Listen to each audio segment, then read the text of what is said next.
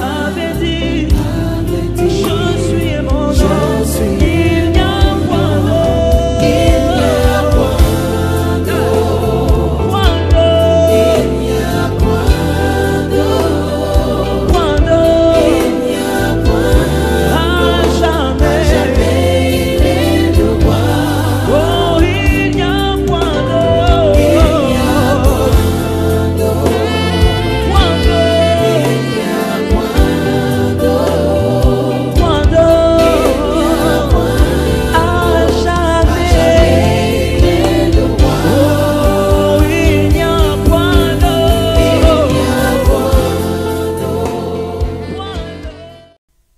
Je vous salue dans le précieux nom de Jésus. Bonjour, bonsoir, tout dépend de l'heure à laquelle vous allez nous recevoir encore dans vos maisons. Très heureux de pouvoir parler avec vous encore aujourd'hui dans notre merveilleux programme Aiguise ma foi sur la parole de Dieu. Très heureux de pouvoir échanger, surtout de pouvoir être aiguisé. La Bible dit que le fer aiguise le fer. Et par la grâce de Dieu, je sais que ce programme est un programme merveilleux où Dieu nous permet de pouvoir être ensemble pour pouvoir partager sa parole et surtout être édifié, être instruit, être encouragé, être surtout orienté et savoir quels sont les besoins de Dieu pour la saison, les besoins de Dieu pour les temps qui viennent, les besoins de Dieu pour la période dans laquelle nous vivons. C'est très capital, mes frères et sœurs, et voilà pourquoi Dieu, voulant bénir la vie de quelqu'un, donne ce message sur l'héritage, où nous sommes en train d'étudier la mentalité de ceux qui possèdent l'héritage. Très souvent, lorsqu'on entend héritage, on sait que c'est quelque chose de physique, de palpable, au point où on s'attend à tout ce qui est externe ou extérieur, sans pour autant se rendre compte que la notion d'héritage commence d'abord à l'intérieur. C'est une notion qui est d'abord intérieure et c'est très important, mes frères et sœurs, de pouvoir prendre cela au sérieux et tenir compte de cela. Nous bénissons Dieu pour la grâce qu'il nous fait de pouvoir aborder ce message ensemble avec vous au travers d'Aiguise ma foi. Que Dieu soit béni pour toutes les sessions où nous avons parlé sur ce message. Bien évidemment, vous comprendrez qu'aujourd'hui, c'est la dernière session où nous allons mettre un terme selon la portion des grâces que Dieu nous avait accordées pour comprendre les mentalités à partager avec vous pour posséder l'héritage. Je suis sûr que le Saint-Esprit de Dieu pourra vous inspirer plus que ce que nous avons dit. Le Saint-Esprit de Dieu pourra vous ajouter dans vos esprits d'autres éléments qui vous serviront de guide, qui vous permettront de pouvoir être propulsé et aller plus loin dans votre intimité avec Dieu, mais surtout dans l'accès à l'héritage que Dieu nous a réservé. Alors, je vais vous inviter encore à lire avec moi le livre de Josué, chapitre 14, du verset 6 au verset 12. La Bible déclare ceci. Les fils de Juda s'approchèrent de Josué à Gilgal. Et Caleb, fils de Jephuné, les Kénisiens, lui dit, « Tu sais ce que l'Éternel a déclaré à Moïse, homme de Dieu, au sujet de moi et au sujet de toi, à Kadès Barnéa. J'étais âgé de 40 ans lorsque Moïse, serviteur de l'Éternel, m'envoya de Kadès Barnéa pour explorer le pays. Et je lui fis un rapport avec droiture de cœur. Mes frères qui étaient montés avec moi découragèrent le peuple, mais moi je suivis pleinement la voie de l'Éternel mon Dieu. En ce jour-là, Moïse jura en disant, le pays que ton pied a foulé sera ton héritage à perpétuité, pour toi et pour tes enfants, parce que tu as pleinement suivi la voie de l'Éternel, mon Dieu. Maintenant, voici l'Éternel m'a fait vivre comme il a dit. Il y a 45 ans que l'Éternel parlait. Maintenant, voici, l'Éternel m'a fait vivre comme il a dit. Il y a 45 ans que l'Éternel a parlé à Moïse lorsqu'il marchait dans le désert. Et maintenant, je suis âgé aujourd'hui de 85 ans. Je suis encore vigoureux, comme au jour où Moïse m'envoya. J'ai autant de force que j'en avais alors, soit pour combattre, soit pour sortir et pour entrer. Donne-moi donc cette montagne dont l'Éternel a parlé dans ce temps-là, car tu as appris, alors qu'il s'y trouve des Anakim et qu'il y a des villes grandes et fortifiées. L'Éternel sera peut-être avec moi, et je les chasserai comme l'Éternel a dit. Caleb est en train ici de faire un rappel à Josué sur ce que Dieu avait dit. J'aimerais vous ajouter quelques mentalités de ceux qui possèdent l'héritage. La quatrième mentalité dont j'aimerais vous parler aujourd'hui, c'est la mentalité de ceux qui gardent les souvenirs des promesses. Caleb, après 45 ans, n'avait pas oublié ce que Dieu avait dit. Mes frères et sœurs, lorsque vous voulez accéder à l'héritage, vous devez vous souvenir de ce que Dieu vous avait dit. Aujourd'hui, je vois des personnes qui aiment le prophétique, qui aiment à ce qu'on leur annonce des choses que Dieu veut faire, mais très peu de ces personnes ont la capacité de pouvoir même écrire ou se rappeler des prophéties qu'elles reçoivent. Si je te demandais de me rappeler une des prophéties qu'on t'a données l'année passée, peut-être que tu n'arriveras pas. Parce que plusieurs personnes aujourd'hui se mettent juste à chercher à entendre ce que Dieu dit, mais très peu de personnes cherchent à se conformer à ce que Dieu a dit. Lorsque Dieu parle, mes frères et sœurs, vous devez savoir qu'il parle pour agir. Et pour cela, vous devez mémoriser, vous rappeler de ce que Dieu a dit. J'aime ce texte d'Ésaïe qui dit « Réveillons la mémoire de Dieu et plaidons ». Donc, il y a une mémoire à réveiller, comme le roi un jour s'était retrouvé avec son livre. Vous savez, dans l'imagerie biblique, on présente que les rois ont toujours des livres autour d'eux-mêmes. Quand on parle de l'Apocalypse, de celui qui est assis sur le trône, on dit qu'il avait un livre de vie, mais aussi un livre de souvenirs, comme on le voit dans l'histoire de Mardoché. Le roi avait un livre de souvenirs où il avait écrit les noms de ceux qui lui avaient fait du bien. Et ça fait que le roi puisse voir le nom d'un homme au nom de Mardoché qui lui aurait fait du bien un jour.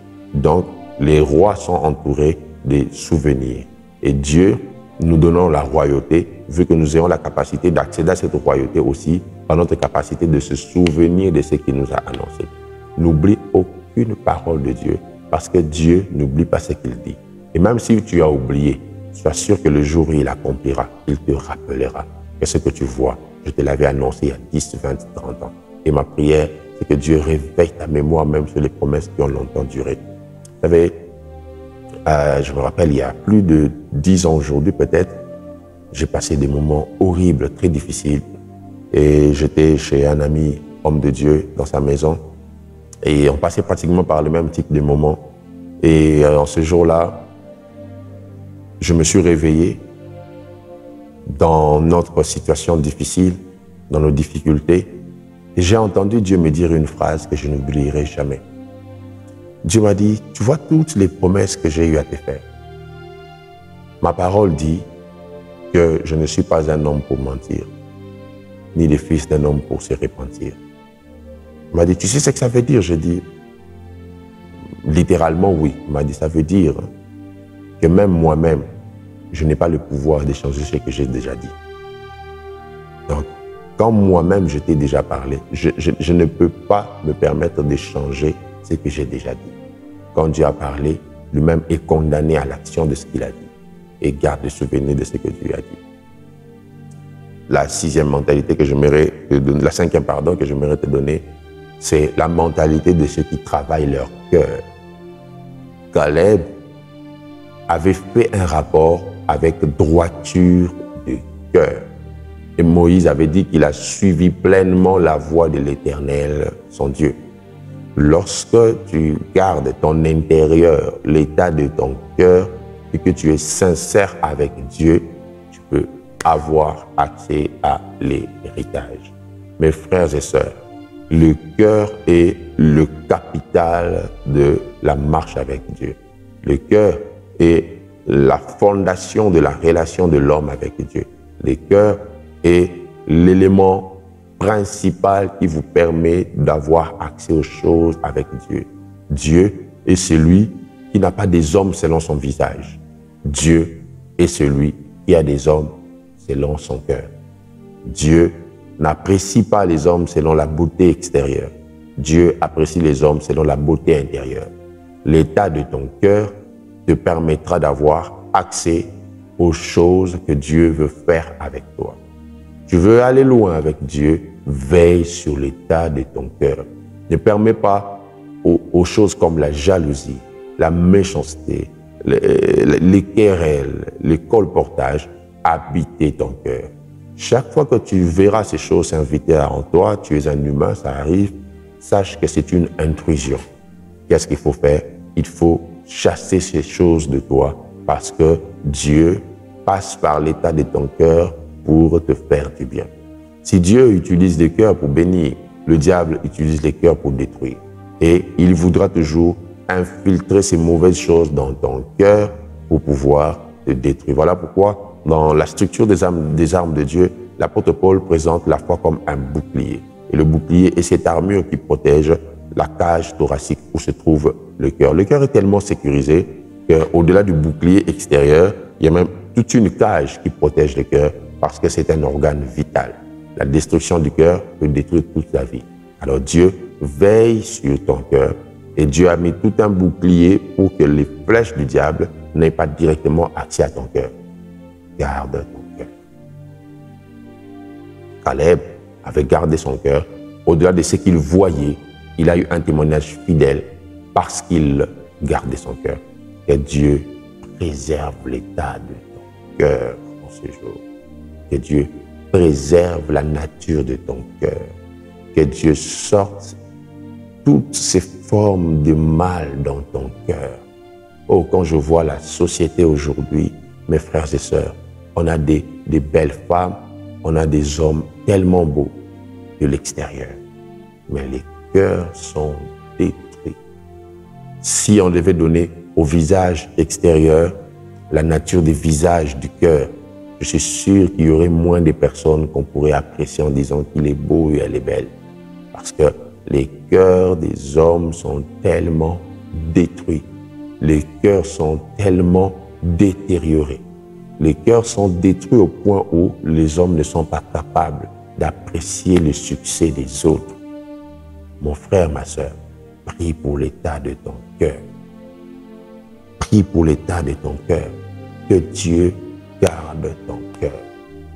La Bible dit, garde ton cœur plus que toute autre chose, car de lui viennent les sources de vie.